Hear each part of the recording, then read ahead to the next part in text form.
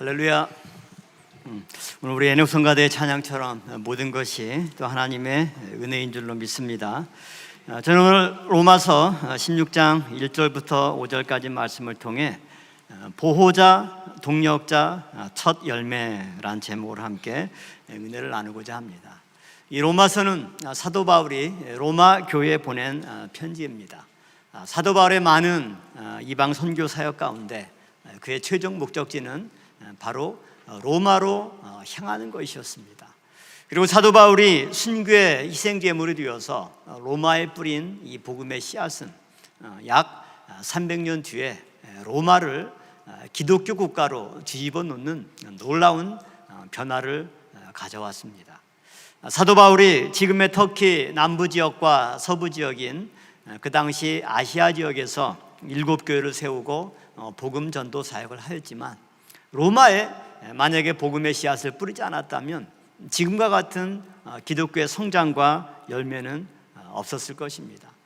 로마서 1장부터 15장까지 본 내용을 기록하고 로마서 16장은 인사말을 나누고 있습니다. 16장 전체의 내용은 사도 바울의 모든 사역 가운데 함께했던 사람들, 또 사도 바울에게 도움이 되었던 사람들, 그런 사람들을 일일이 열거하면서 또 그들을 이렇게 열거하고 또 그들에게 인사를 하게 되는 이유들을 간단하게 소개하고 있습니다. 오늘 본문에 보면 세 사람의 이름을 언급하고 있죠. 베베와 브리스가와 아굴라, 그 다음에 에베네도.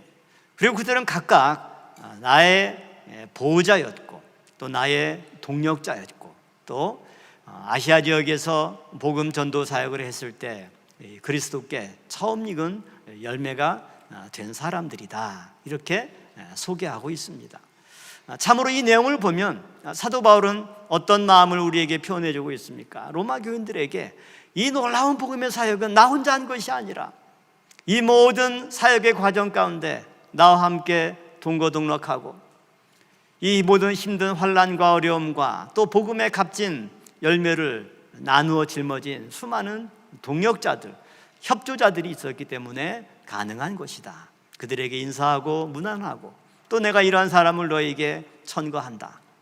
그런 내용이 바로 오늘 본문의 내용이죠. 마치 로마서 8장 28절 말씀 보면 사도 바울은 우리가 그 뜻대로 부르심을 입은 자들에게는 모든 것이 합력하여 선을 이루느니라, 이렇게 말씀하고 있는 것처럼 결코 하나님의 역사는 뛰어난 한 사람을 통해서 이루어지는 것이 아닙니다. 어떤 독불장군을 하나님은 요구하는 것이 아니라 다 부족하지만 그러나 마음을 비우고 합력해서 또 뜻을 위해서 이렇게 합하는 그런 여러 사람들이 합력할 때 놀라운 복음의 열매가 맺힌다는 사실을 말씀해 주고 있죠. 그런 의미에서 오늘 우리도 하나님께서 우리에게 귀한 말씀의 제단 평강제일교회를 세워주셨습니다. 또 우리 교회는 이 본교회뿐만 아니라 국내 해외 수많은 지교회들, 더 나아가서 열방을 향해서 이 구속사의 말씀을 증거하는 선교 사역에 힘쓰는 교회입니다. 이것은 오늘 한두 사람이 할 수 있는 일이 아닙니다. 오늘 사도 바울이 수많은 사람을 천거하고 칭찬했던 것처럼 또 하나님께서 평강제일교회 성도 여러분 한 사람 한 사람을 볼 때 여러분 한 사람도 복음의 동력자가 되고 보호자가 되고 이 말씀의 귀한 열매들이 다 되는 평강의 성도 여러분 되기를 먼저 주님의 이름으로 축원함을 드립니다. 그렇다면 오늘 사도 바울에게는 어떠한 협력자들이 있었는가? 첫 번째로 보면 베베 집사와 같은 보호자가 있었습니다. 이 베베에 대해서 성경은 교회 일꾼으로 있는 우리 자매 베베, 이렇게 설명하고 있죠. 이 일꾼, 나나주에는 집사로 또 해석이 되어 있습니다. 또 헬라어 원어로는 디아코노스라고 하는 단어가 바로 일꾼 또는 집사입니다. 이 디아코노스는 주인의 명령을 수행하는 사람을 디아코노스라고 얘기를 하죠. 그래서 시중 드는 사람을 가리키는데 교회에서 시중 드는 사람이 집사요, 또 때로는 목사를 가르치는 용어로도 사용이 되는 거죠. 그러므로 이 베베는 하나님의 일꾼이자 집사로 세움을 입고 주의 몸된 교회를 섬기는 훌륭한 사역자인 것을 알 수가 있습니다. 그렇다면 사도 바울이 로마 교회에게 베베 집사를 천거한 이유는 뭐냐면, 이 베베 집사가 우리의 뭐가 되었기 때문에? 나의 보호자가 되었기 때문이다. 2절 말씀 보면 나뿐만 아니라 그가 여러 사람과 나의 보호자가 되었다, 이렇게 말씀하고 있습니다. 그러니까 우리말 개역성경에 보호자로 번역하다 보니까 이 보호자면 우리 예를 들어서 무슨 보디가드 역할을 했나, 아니면 다른 나를 지켜주는 역할을 했나, 이렇게 되지만 헬라어 원어로 보면 프로스타시스, 이것은 여성 후견인, 여성 후원자, 그러니까 여성형 명사를 써서 후원자 또 후견인인데 특히 여성 후견인, 여성 후원자를 가리키는 단어가 프로스타시스.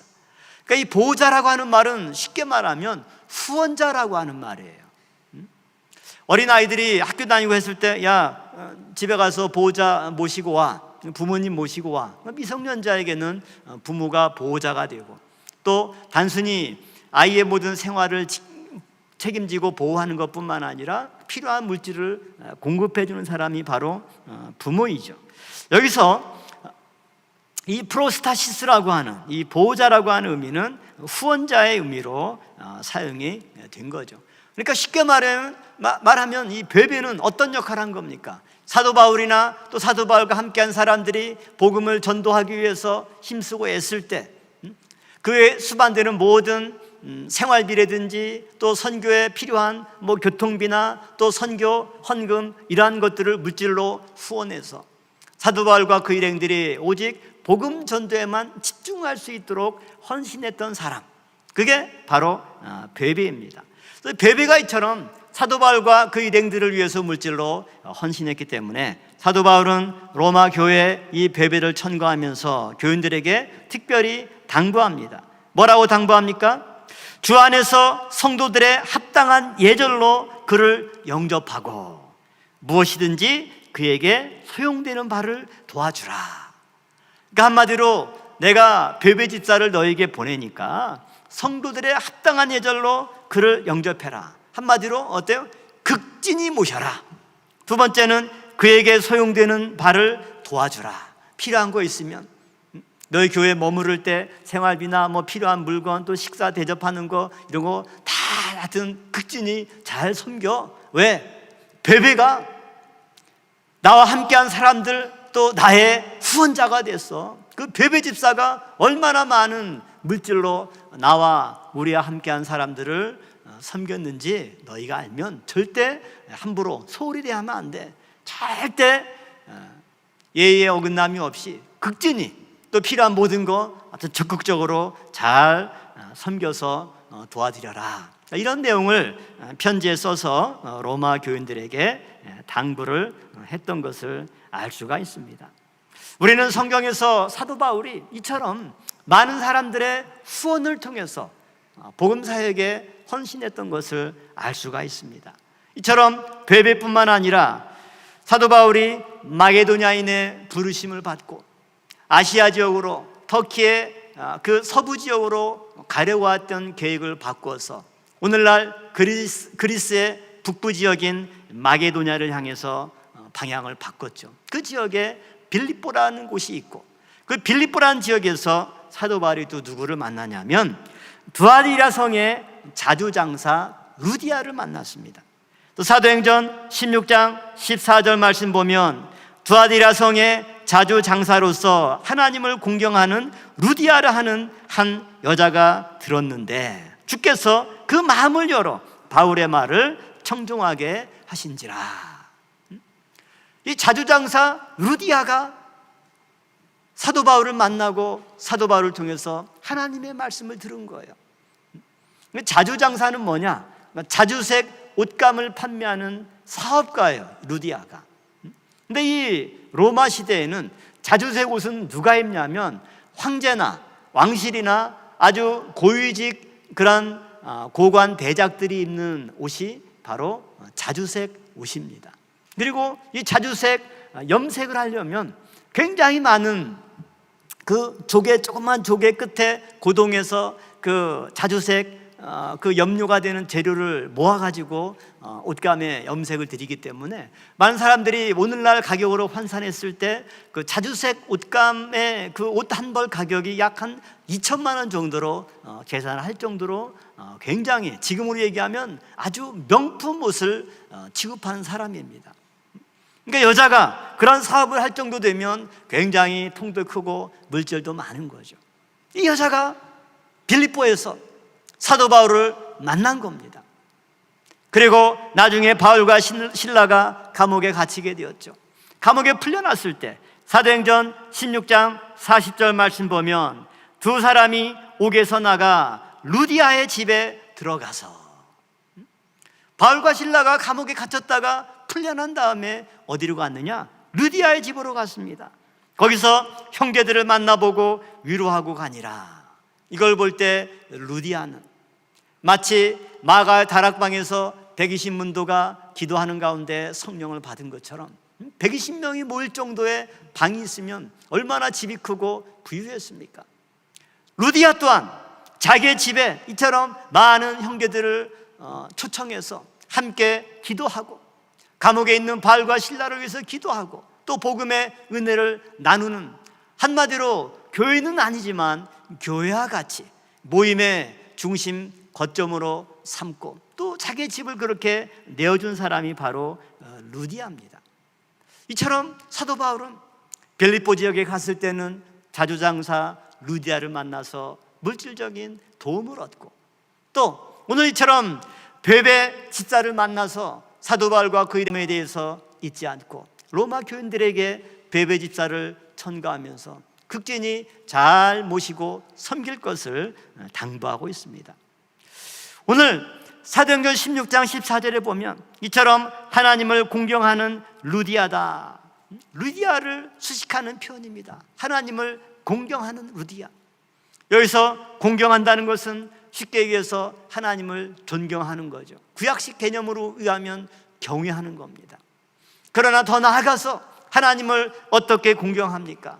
바로 하나님의 몸된 교회를 섬기는 일에 헌신하고 또 하나님의 말씀을 증거하는 하나님의 사람을 정성껏 후원하고 섬겨서 그들이 온전히 이 복음사에게 헌신하고 집중할 수 있도록 자기의 가진 재물로 후원하는 사람, 이것이 바로 보호자입니다. 베베 집사와 같이 자주장사 루디아와 같이 하나님이 자기에게 주신 재물로 이처럼 주의 몸된 교회를 섬기고 또 하나님의 사람들의 사역을 위해서 후원할 때 하나님이 크게 칭찬하고 기뻐하셨던 거죠. 오늘날 대한민국에 수많은 교회가 있습니다. 많은 종교 가운데 그래도 기독교가 가장 크고 또 대한민국에 벌써 5만 개가 넘는 엄청나게 많은 교회들이 있죠. 근데 통계를 보면 그 5만여 개의 교회 가운데 70%가 미자립 교회입니다. 교인들의 헌금으로 목사 생활비가 나오지가 않아요. 그렇기 때문에 어떤 사모님이나 이런 분들이 같이 또 벌어서 생활비를 충당하지 않으면 사역에 전념할 수 없어요. 그것도 안 되는 많은 또 이게 미자립 교회 보면 얼마 전에도 신문 기사 보니까 목수 목사님이에요. 그러니까 이분이 평일날에는 이제 이 목수하는 걸 배워서 목수로서 뭐 이렇게 가구도 만들고 이런 사역을 하고 또 이게 이제 주일에는 교회를 섬기는. 그러니까 이처럼 그냥 교회만 섬겨서는 생활비가 안 나오고 그렇기 때문에 불가피하게 다른 직업을 통해서 생활을 연명하지 않으면 유지가 안 되는 그런 교회가 대한민국의 70%가 바로 그러한 교회입니다. 그런 측면에서 하나님께서 우리 평강제일교회를 축복해 주셔서 정말 오직 구속사 말씀 전파에 온전히 집중하고 헌신할 수 있는 이런 많은 축복을 하나님께서 주신 것을 생각해 볼 때 이 모든 것들이 우리 성도 여러분 한 사람 한 사람이 베베 집사와 같이 자주장사 루디아와 같이 헌신하고 후원하고 기꺼이 하나님의 뜻을 위해서 물질로 섬긴 그런 아름다운 헌신의 열매인 줄로 믿습니다. 오늘 또 두 번째로 브리스가와 아굴라와 같은 동역자가 있었다 이렇게 말씀하고 있죠. 이들은 서로 부부지간이죠. 이들은 어떻게 보면 많은 시간 사도 바울과 함께했던 사람들입니다. 작은 첫 번째로 이 브리스가와 아굴라는 바울과 업이 같은 사람입니다. 그 직업이 같은 사람이에요. 또 사도행전 18장 2절과 3절 말씀 보면 아굴라라 하는 본도에서 난 유대인 하나를 만나니, 아굴라가 이태리, 그러니까 본도 출신이에요. 그래서 글라우디오가 모든 유대인을 명하여 로마에서 떠나라 한 고로 그가 그 아내 브리스길라와 함께 이달리아로부터 새로 온지라. 바울이 그들에게 가매. 같은 유대인이니까 이제 바울이 이제 전도하려고 간 거죠. 갔는데 보니까 이 아굴라와 브리스길라의 직업이 뭐예요? 직업이 같이 장막을 만드는 직업입니다. 그들에게 가매 업이 같으므로 함께 과하여 일을 하니 그 업은 장막을 만드는 것이더라. 그러니까 바울의 입장에서는 그래도 얼마나 반갑습니까? 같은 업종이고 같은 직업이다 보니까 일을 하는 데 있어서도 서로 정보도 공유하고 서로 이제 이해하고 공감하는 것들이 많이 있을 거 아닙니까? 사도 바울과 함께했던 수많은 사역자들이 있지만 이 브리스길라와 아굴라는 특별히 사도 바울과 같은 업종에 있었던 사람이기 때문에 특별히 친밀감을 더 가졌던 사람이죠. 그리고 작은 두 번째로 이들은 바울의 선교 사역에 동행한 사람들입니다. 이들이 얼마나 바울과 뜻을 같이 했고 헌신했냐면 이들은 고린도에서 처음 바울을 만났는데 바울이 수리아 지역으로 갈 때 그 지역까지 함께 동역했다라고 말씀하고 있어요. 사도행전 18장 18절 말씀 보면 바울은 더 여러 날 유하다가 형제들을 작별하고 배 타고 수리아로 떠나갈새 브리스길라와 아굴라도 함께 하더라.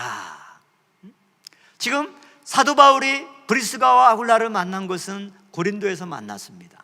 고린도에서 이제 수리아로 떠나는데 이 부부도 사도 바울과 함께 떠난 거죠. 그러면 수리아가 어디 지역이냐? 지금의 이스라엘 북쪽에 있는 시리아 지역과 터키의 남부 지역을 포함하는 로마의 행정구역이 수리아입니다. 그리고 이 수리아의 중심 도시가 어디냐면 안디옥이죠. 그래서 안디옥은 이방 선교의 중심지가 되었던 곳입니다. 또 사도 바울이 고린도에서 수리아까지 가는데 고린도에서 수리아까지 가는 거리가 약 어느 정도 되느냐? 한 2000km 되는 겁니다. 사진을 한번 잠깐 보시면 맨 처음 출발한 맨 왼쪽에, 제 기준으로 왼쪽에 있는 부분이 이제 고린도, 여기서 이제 브리스가 아굴라를 만났고 여기서 안디옥까지 가는데, 가려면 그 당시 이동 경로가 배를 타고 터키의 서부 지역인 에베소로 갑니다. 거기서 배를 갈아타고 예루살렘까지 또 뱃길로 옵니다. 예루살렘에서 육로로 안디옥까지 올라가는 겁니다. 거기가 그들이 당도하고자 했던 수리아 지역인 거죠. 저런 뱃길로 육로로 가는 과정, 약 2000km가 되는 거리인데도 불구하고 사도 바울이 혼자 가지 않고 브리스길라와 아굴라가 함께 동참하니까 사도 바울이 얼마나 든든해요. 그럴 거 아닙니까? 그러니까 한번 생각해 보세요.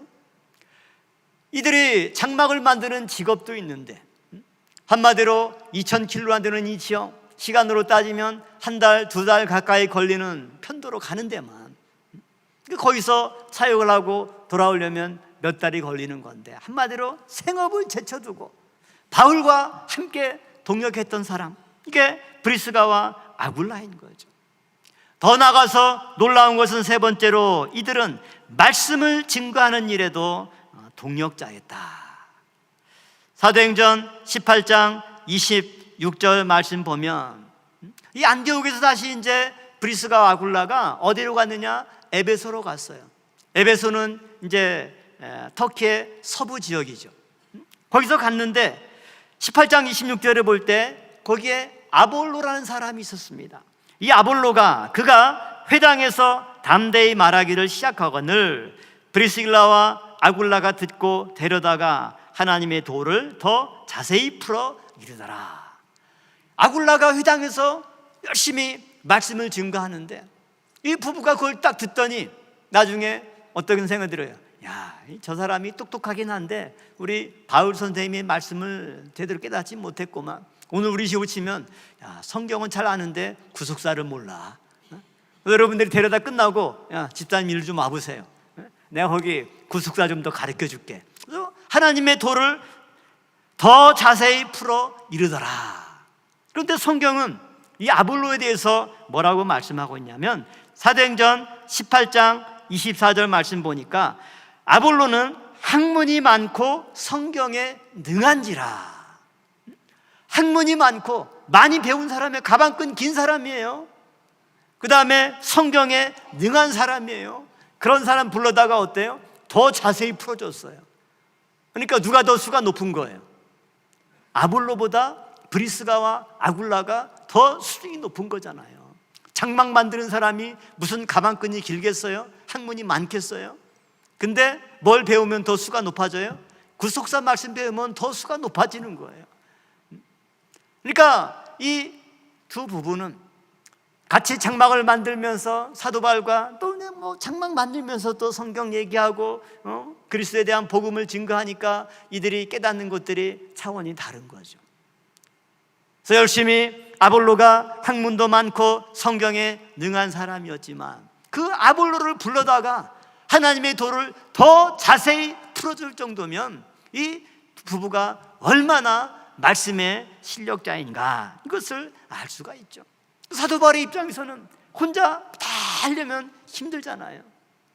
그런데 같이 따라왔던 동업자, 장막을 만드는 그런 업종에 종사한 사람이 사도 바울도 아마 놀랬을 거예요. 이 사람들이 그냥 장막만 만드는 사람인 줄 알았더니 아볼로 같이 학문도 많고 성경에 능한 사람을 불러다가 더 자세히 하나님의 말씀을 풀어줄 정도로 그걸 보니까 너 그냥 비동량으로 들은 것이 그냥 헛들은 게 아니구나. 그리고 이제 마음이 놓이겠죠. 나는 여기서 사역하면 이 브리스가 아굴라는 저쪽에 보내서 또 다른 사람들을 가르치게 하면 되겠구나. 든든하죠. 우리 교회가 처음 성장할 때도 원로목사님 혼자 어떻게 말씀을 다 증거합니까? 교역자들 숫자가 모자라요. 그러니까 전도인 세워서 성도님들 중에 열심히 이 브리스가 아굴라와 같이 가방끈은 짧지만 말씀에 대한 실력이 높은 사람들이 그냥 겁없이 대학 교수건 누구건 찾아가서 이거 알아요 하면서 딱 하는데 그 성경 말씀에 놀라고 또 굴복해서 전도돼서 오늘날 우리 평강제일교회 부흥의 토대를 이룬 것입니다. 이처럼 사도 바울은 혼자 사역한 것이 아니죠. 때로는 바나바와 때로는 실라와 때로는 이처럼 디모데와 브리스가와 아굴라와 같은 많은 평신도 사역자들과 또 전문적인 이런 사역자들과 함께 협력하면서 이 일들을 감당했다는 거죠. 그 다음에 작은 네 번째로 보면 이들의 동력은 목숨을 내어주는 헌신의 동력이었다. 오늘 본문 보면 또 놀라운 표현을 볼 수가 있죠. 4절에 저희는 내 목숨을 위하여 자기의 목이라도 내어놓았나니. 이 얼마나 열심입니까? 사도 바울을 위해서 얼마나 충성한 부부입니까? 우리도 교회를 위해서 또 하나님의 종들을 위해서 헌신하고 충성한다고 하지만 내 목을 왜 내놔요? 그렇죠? 내 목은 붙어 있어야 되지. 그러나 이 브리스가 아굴라는 저희는 내 목숨을 위하여 자기의 목이라도 내어놓았다. 한마디로 목숨을 내어놓고 헌신했고 목숨을 내어놓고 사도 바울을 위해서 충성했고 함께 동역했던 믿음의 사람이 바로 브리스가와 아굴라 이 부부입니다. 그래서 사도 바울은 이 로마서뿐만 아니라 그의 서신서 여러 곳에서 특별히 그 모든 교회에 편지할 때마다 브리스가와 아굴라를 언급하면서 그들에게 문안하라 이렇게 말씀하고 있죠. 고린도전서 16장 19절 말씀 볼 때도 아시아의 교회들이 너에게 문안하고 아굴라와 브리스가와 및 그 집에 있는 교회가 주 안에서 너희에게 간절히 문안하고 브리스가와 아굴라를 언급했죠. 디모데후서 4장 19절 말씀 보면 브리스가와 아굴라와 및 오네시보로의 집에 문안하라. 특별히 사도 바울은 이 브리스가와 아굴라뿐만 아니라 자기와 함께 수고했던 동력자들을 언급하면서 나의 동력자 누구? 이렇게 소개하는 그런 성경이 많이 있죠. 로마서 16장 19절 말씀 볼 때도 그리스도 안에서 우리의 동력자인 우르바노아, 동력자가 여기서 나오죠. 또 로마서 16장 21절 말씀 볼 때도 나의 동력자 디모데와, 디모데는 자기의 아들이나 마찬가지예요. 믿음으로 낳은 아들 디모데 그랬잖아요. 그런데 여기서는 나의 동력자 디모데와, 사도 바울이 디모데를 얼마나 존중해 준 겁니까? 디모데가 이 말 들으면 너무 황송하죠. 아유, 선생님, 제가 선생님의 제자고 그냥 믿음으로 낳은 자식인데 저를 어떻게 동역자 수준으로까지 불러줍니까? 아마 그런 마음이었을 거예요. 저도 이걸 보면서 느끼는 게, 올로 목사님께서 경건회 때마다 저희 교육자들 또 만나서 얘기할 때, 이게 칭찬할 때와 야단칠 때 그 극과 극이 너무 넓어요. 어떤 때는 지옥의 땔감부터 말씀의 1등 공신들 때까지 이게 편차가 막 너무 넓어요. 그래서 어떤 때는 불이 팍 죽었다가, 어떤 때는 좀 그렇지 자신감 좀 얻다가. 근데 공통적으로 올롱삼이 특히 마지막 또 말년에 많이 말씀하신 게 뭐냐? 여러분이 나의 동역자다. 그 얘기 들을 때 참 한편으로는 감사하기도 하고, 한편으로는 어떻게 우리가 동역자가 될 수 있을까? 저도 올롱사님과 이게 육신의 나이로 보면 39살 차이예요. 그러니까 한 40년 차이 나는 거죠. 12살 때 와서 평생 올롱사님 소천할 때까지 함께 동역했기 때문에 저는 개인적으로 보면 육신의 부모보다 사실 올롱사님과 함께한 시간이 훨씬 많고 또 많은 것들을 배웠었죠. 어떤 때는 경건회 때 쭉 보시면서 막 이렇게 이것저것 말씀하시다가 갑자기 이제 딱 보시더니, 야, 너 올해 나이 몇이냐? 몇 살이야? 그러면 씩 웃으면서, 야, 이 꼬맹이가 말이야 이제 같이 늙어가는구나. 그러니까 이제 같이 경건에 참석한 사람들이 함께 이제 까르르 웃고 이렇게 넘어갔었지만, 또 한편으로 생각해 보면 같이 늙어간다라고 하는 의미가 뭘까? 이것은 단순히 같이 나이가 먹는다는 뜻이 아니라 어린 녀석이 이제 커서 함께 나의 동역자가 되었구나. 지금도 오늘 저는 이 말씀을 볼 때 사도 바울이 어떤 마음으로 디모데를 나의 동역자라고 했을까? 오늘 목사님께서 저희 교육자들을, 또 우리 성도 여러분들을, 여러분이 나의 말씀의 동역자들입니다, 이렇게 말씀했던 내용을 분명히 기억할 때, 동역자가 어떤 사람이냐? 브리스가 아굴라 같이 사도 바울의 목숨을 위해서 자기의 목이라도 내어놓는 사람, 고린도에서 수리아에 있는 안디옥까지 2000km가 되는 길을 마다하지 않고, 혼자 가시면 위험한데 어떡합니까? 심심할 텐데 제가 가야 식사라도 챙겨드리고, 강도들이 오면 그 위협으로부터도 지켜주고, 말벗이라도 되어드려야 심심하지 않고 안전하게 갈 수 있지 않겠습니까? 이들 부부가 함께 거기까지 동역한 겁니다. 이런 사람이 동역자입니다. 자, 여러분들이 끝까지 하나님의 말씀에 동역자로서 그 사명을 온전히 감당하시기를 축원합니다. 고린도서 8장 23절 말씀 볼 때도, 디도로 말하면 나의 동무요 너희를 위한 나의 동역자요. 디도 역시 사도 바울의 제자이지만 나의 동무고 나의 동역자다. 이 얼마나 놀라운 칭찬입니까? 사도 바울은 이처럼 브리스가 아울라 같은 동역자가 있었기 때문에 그 수많은 환난과 위협 가운데도 약해지지 않고 꺾이지 않고 그들의 동역으로, 그들의 기도로, 그들의 후원으로 힘을 얻어서 주어진 사명을 감당했습니다. 저 여러분들도 끝까지 하나님의 말씀에 동역자가 되어야 될 줄로 믿습니다. 세 번째로, 에베네도와 같은 첫 열매가 있었다, 이렇게 말씀하고 있죠. 오늘 본문 5절에 등장하는 에베네도는 아시아에서 그리스도께 처음 익은 열매다, 이렇게 소개하고 있죠. 이 아시아는 로마 제국의 아시아 속주로서 지금의 터키 서부 지역을 의미합니다. 이 터키의 서부 지역, 이 아시아 지역에 사도 바울이 7개의 교회를 세웠죠. 대표적인 교회가 에베소 교회, 빌라델비아 교회, 라우디게아 교회, 계시록에 나오는 7교회, 다 터키의 이 서부 지역, 또 고린도 교회나 빌립보 교회는 이 그리스 지역에 속해 있는 그러한 교회들입니다. 이 에베네도는 로마의 아시아 속주 출신의 성도입니다. 그러니까 에베소나 그 주변 지역에서 아마 사도 바울의 말씀을 받았을 것입니다. 그런데 사도 바울이 그쪽 지역에서 열심히 복음을 전도할 때 사도 바울의 말씀을 들은 사람이 한두 사람이 아니었겠죠.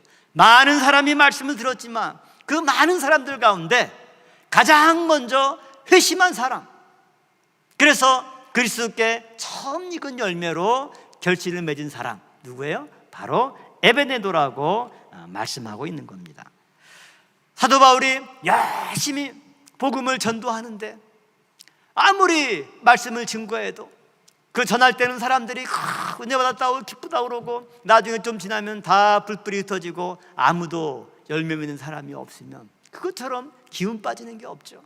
그럴 거 아닙니까? 근데 목회자에게 가장 힘이 되는 것이 무엇입니까?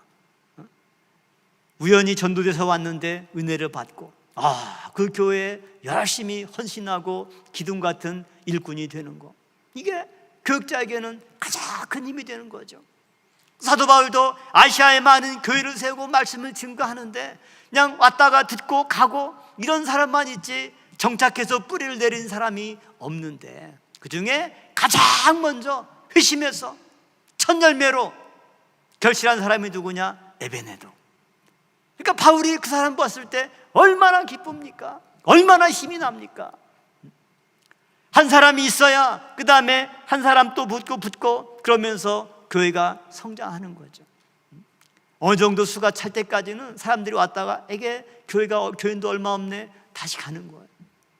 그 수를 채우기까지 얼마나 힘듭니까?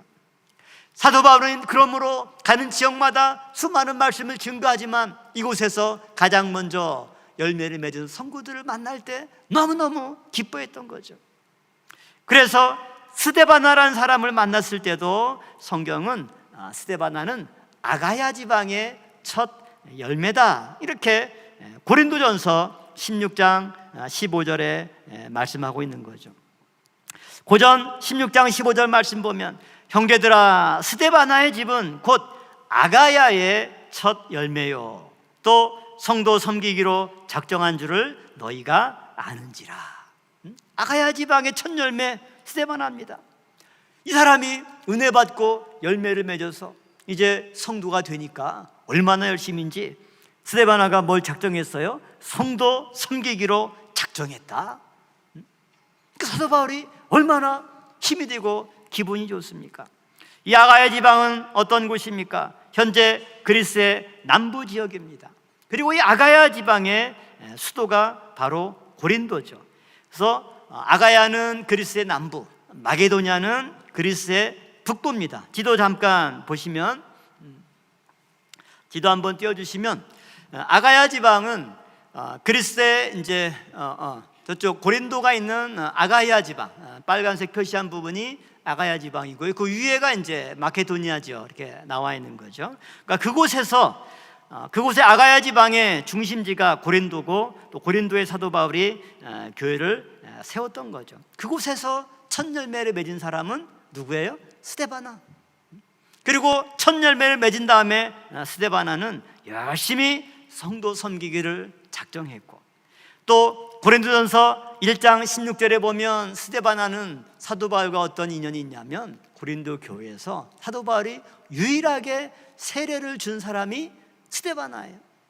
그래서 1장 16절에 보면 내가 또한 스데바나 집 사람에게 세례를 주었고 그 외에는 다른 아무에게 세례를 주었는지 알지 못하노라, 이렇게 얘기하고 있는 것을 봤을 때 이 고린도 교인 가운데 스데바나에게 처음 세례를 주고 첫 열매가 되어서 이 스데바나가 열심히 성도들을 섬기는 일에 헌신했던 일꾼인 것을 알 수가 있죠.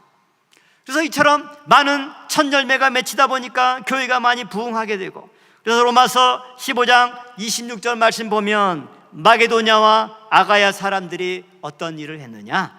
예루살렘 성도 중 가난한 자들을 위하여 기쁘게 얼마를 동정하였습니다. 예루살렘은 그야말로 모든 기독교의 중심지, 출발점이 바로 예루살렘이죠. 그렇기 때문에 고린도나 아시아 지역의 많은 교인들이 그야말로 예루살렘을 신앙의 고향으로 여기고, 또 예루살렘 교회가 기근을 만나거나 교인들이 어려움에 처했다고 했을 때 기꺼이 헌금해서 그들을 돕는 모습을 보이고 있는데, 그 중에 마게도냐와 아가야 사람들이 포함이 된 거죠.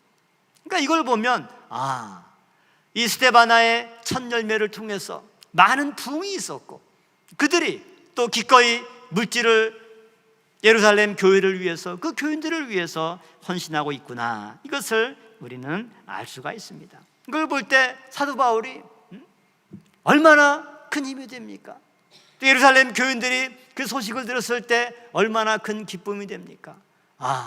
우리 사도 바울 선생님이 고린도 교회까지 가서 복음을 전했는데 또 많은 사람들이 회심하고 열심히 교회를 섬기고, 이렇게 예루살렘 교회가 어려움에 처했다는 소식을 듣고 또 물질로 보내어서 돕는 그 모습을 볼 때 감사하고 서로에게 큰 힘과 위로가 된 것을 알 수가 있죠.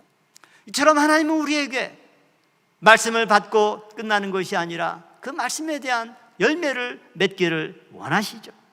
그래서 야고보 1장 18절 말씀 보면, 그가 그 조물 중에 우리로 한 첫 열매가 되게 하시려고 자기의 뜻을 좇아 진리의 말씀으로 우리를 낳으셨느니라.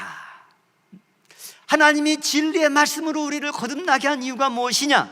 우리로 첫 열매가 되게 하시려고 이렇게 말씀하고 있습니다. 오늘 저 여러분들이 하나님의 말씀의 열매가 되길 원합니다. 아무도 아멘 안 하시네요. 나무마다 다양한 열매를 맺죠. 사과나무는 사과를 맺고, 또 밤을, 또 때로는 감이나 배나 여러 열매를 맺듯이 교회에도 다양한 열매들이 있어야 됩니다. 스데바나와 같이 성도 섬기는 일에 헌신하는 열매를 맺은 성도가 있는가 하면, 에베네도와 같이 또 아시아의 처음 익은 열매로서, 또 에베네도가 한 사역에 대해서는 나와 있지 않지만 이처럼 말씀의 열매가 되었을 때 얼마나 큰 위로와 기쁨이 됩니까? 베베와 같이 후원하는 열매를 맺기도 하고, 브리스가 아굴라와 같이 열심히 하나님의 말씀도 증거하고 사도 바울이 하는 모든 사역에 함께 동행하면서 위에서 기도해주고 격려하고 힘을 붙돋는 이런 일들, 이런 다양한 열매가 모일 때 교회가 풍성해지는 것입니다.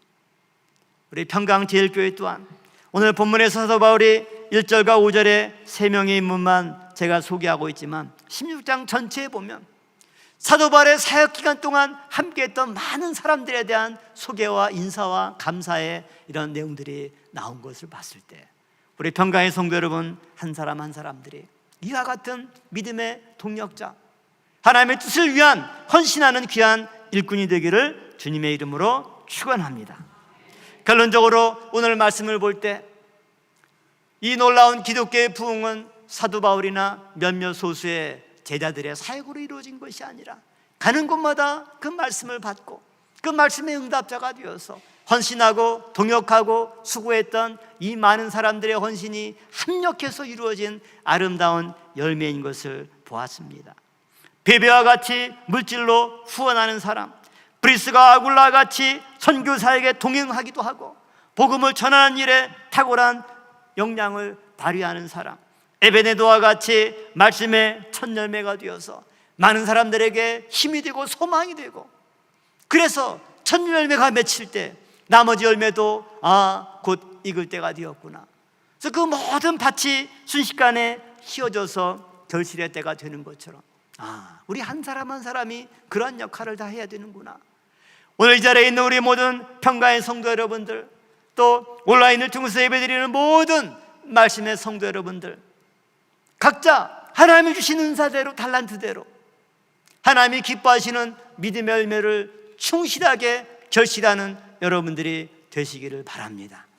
또 각자 자신의 위치에서 나는 교회를 위해서, 하나님의 이 복음 사역을 위해서 내가 할 수 있는 분야, 내가 이 일을 위해서 또 이 분야는 내가 책임지고 헌신하겠다, 이렇게 결심할 때 그 모든 것들이 모여서 교회가 더 풍성해지고 말씀이 더 흥황하고 체력을 얻는 그런 복된 믿음의 역사가 있기를 다시 한번 주님의 이름으로 축원합니다. 기도하시겠습니다. 감사하신 아버지 하나님, 오늘도 우리에게 사도 바울을 도와서 물질로 후원한 베베 집사와 같은 성도, 또 브리스가와 아굴라와 같이 자기의 목숨이라도 내어놓을 심정을 가지고 하나님의 사람과 동역하고 그 말씀을 증거하는 일에 동역하는 믿음의 성도들이 되게 인도하여 주시옵소서. 또 에베네도와 같이, 스데바나와 같이 아버지 허락하신 말씀과 그 은혜 열매가 되기를 소원합니다. 아버지 하나님, 우리가 언제까지나 어린아이의 신앙에 머무르는 것이 아니라 장성한 자의 분량에 이르러 아버지 하나님의 손에 들려질 수 있는 아름다운 열매들이 다 될 수 있도록 역사하여 주시옵소서. 그러할 때 열방이 춤추며 몰려온다라고 하는 아버지 하나님의 놀라운 비전의 말씀이 속히 이루어질 수 있도록 주장하여 주시옵소서. 아버지 하나님의 귀한 말씀을 증거하는 일에 결코 물질이 부족하지 않도록 인도하여 주시옵소서. 협력하는 동역의 손길이 결코 메마르지 않도록 인도하여 주시옵소서. 날마다 하나님의 말씀에 응답자가 되고 열매를 맺는 믿음의 열매가 충만케 인도하여 주시옵소서.